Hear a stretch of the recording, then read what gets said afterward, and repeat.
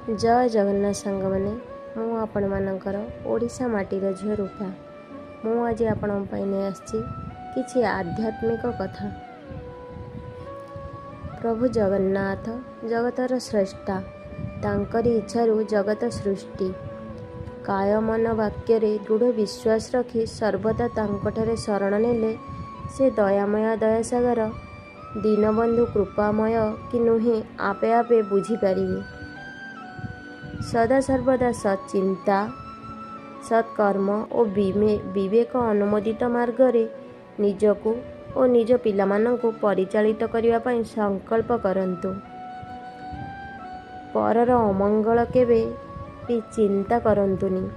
सर्वदा कुसंगरु दूर रुहंतु। सत्संग माध्यम रे हरिप्रेमी भक्तंक सह सामिल होई ईश्वरंक अस्तित्व इच्छा लीला विषय रे अवगत हुअन्तु और असीम कृपा लाभर सौभाग्य पाआन्तु।